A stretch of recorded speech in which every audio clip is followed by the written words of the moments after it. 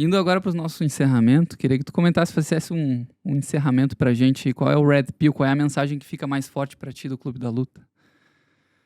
Bom, como nós dissemos aqui, né?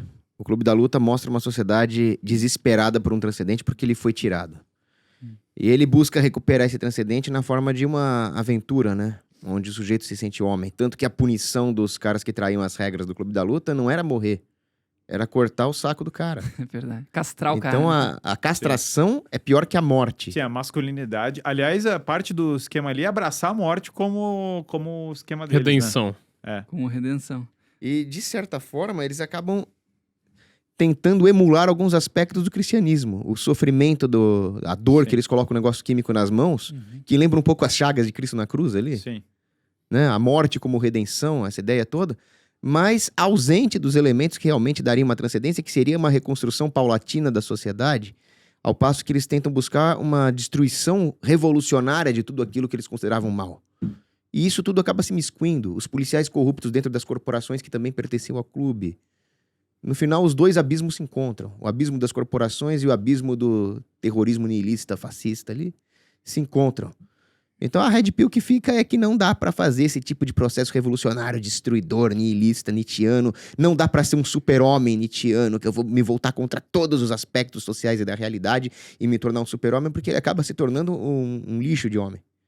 E só quando ele realmente abandona essas ideias, mata o arquétipo daquele ideal de super-homem que era o Tyler, e dá a mão lá pra Marla, é que ele começa um processo de se reconstituir.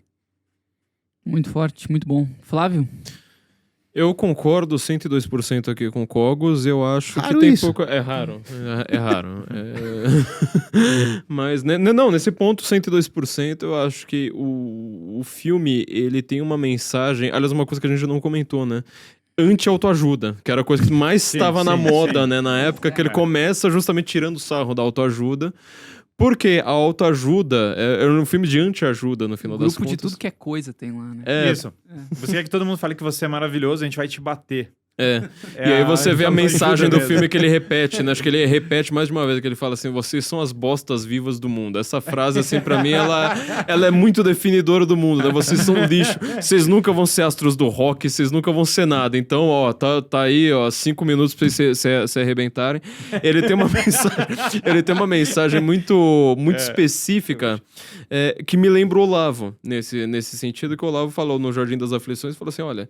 O problema do pessoal lá, o pessoal de esquerda tá valendo uma coisa. O pessoal da direita, os empresários, que não são o pessoal da direita, mas elite econômica, tá valendo outra coisa, que era aquelas autoajuda lá do Capra, não sei mais o que. Ele falou assim, cara, essas duas coisas, Gramsci e Capra, é tudo anti-cristã. Sim. Isso aí é uma fuga da realidade. Ali são pessoas fugindo da realidade, como colocou o Cogos lá no começo, e que no final das contas elas não têm laços. Quando você não tem laços, você consegue laços à força. Na Idade da Pedra era o Conktacap lá pra você puxar a mulher pelo pescoço e levar pra sua caverna. E dessa forma, tipo, vamos criar laços como? A gente chora e depois a gente cai na porrada e depois a gente fala, olha, tá bom, né? Foram 2 orgasmos opostos, né? Tipo, dois momentos grandes aí da criação de laços, e nenhum deles funciona. Só vai funcionar na hora que ele abraça a Marla e fala, bom, agora os prédios estão caindo e... Tá bom, né? Os prédios estão caindo, mas o que me importa mesmo é a Marla aqui. Sim. Sim. Antes de passar a palavra pro Guilherme fazer o encerramento, isso que tu me acabou de comentar, me lembrou do nosso projeto Sétima Arte, que é um filme que a gente lançou, um original da Brasil Paralelo, em outubro de 2021. Até o Guilherme foi consultor do roteiro, ajudou a construir o filme. Tem uma tese que a gente apresenta lá, que é uma tese bastante inédita assim, no Brasil, que acho que o Clube da Luta se encaixa muito bem nela, que é a tese das 4 camadas de interpretação de um filme, né? A gente consegue ver em praticamente todo filme aquele roteiro, aquela sinopse mais superficial, aquela tese de entrada, que todos têm acesso. No Clube da Luta fica muito claro, é como se fosse a vida comoditizada lá do narrador. Sim. As viagens são iguais, as reuniões são iguais, as roupas são iguais. Standard. É tudo standard, o apartamento é pequeno, eficiente, organizado, não sai daquilo. E aquela vida não se sustenta. Não tem alma, né?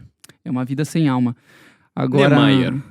Perfeito, é Brasília. Mas o Niemeyer tem uma diferença, nem eficiente aquela merda é. Tem que fazer tudo de carro naquele lugar. É verdade. E aí, o Guilherme morou naquela maravilha. Eu morei, inclusive morei no bloco do Juscelino. E trabalhei no prédio que o Juscelino trabalhou. Inferno. Maria. A camada 2 já seria a camada do contexto político, aquela coisa mais Eisensteiniana, aquela coisa, digamos assim, vou passar uma mensagem com o meu filme. Aquele engajamento político que praticamente todo diretor iniciante tem. Então, filmes que param na segunda camada já são aqueles filmes mais básicos, digamos assim. O Clube da Luta claramente não para nessa segunda camada, porque ele até fala ali, ele faz a crítica à sociedade de consumo, ele mostra o próprio Clube da Luta virando uma franquia, mas ele não para nisso, né? Ele se estende.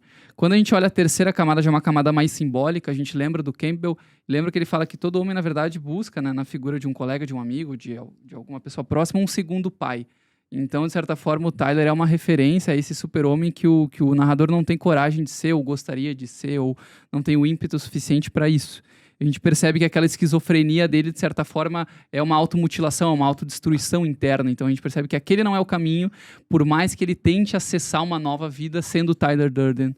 E aí, poucos filmes acessam a última. Poucas obras chegam na quarta, que é a camada do transcendente. Cidadão Kane é um exemplo, Rei Leão é um exemplo, Poderoso Chefão é outro exemplo. A gente traz alguns exemplos na nossa série.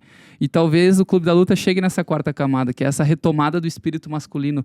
Por mais que o filme vibre em diferentes direções, parece que esse tema tá meio que tá presente em tudo, assim. Quando a gente percebe lá o discurso da cópia de uma cópia de uma cópia, a gente percebe que, na verdade, o próprio Project Mayhem virou essa cópia de uma cópia de uma cópia. Os caras estão sem nome, vestidos iguais, em um experimento neofascista, carecas. Então, aquele ali não é o caminho para tu conseguir se transformar num homem de verdade. Parece que essa crítica está presente em todas as tentativas de ações do Tyler Durden, né? Como o Kogos falou, talvez no fim a gente encontre um espírito masculino ali, né? Posso fazer uma parte aqui antes do Guilherme? Para pegar um gancho do Morgan. Quando ele fala na questão da eficiência, na questão dos prédios caindo, mas no final o que importa é o amor entre o homem e a mulher ali, entre ele e a Marla, né? Isso é muito importante porque numa faculdade de economia os caras vão querer calcular o valor da vida humana. Isso é uma aula que eles têm lá. Tem essa aula? Foi o que me fez entrar em desespero e começar a ir atrás de filosofia. Essa é uma... E é o que acontece exatamente no filme. O trabalho do cara não era só entediante, maçante. Ele era imoral, porque o sujeito calculava o preço do recall dos carros.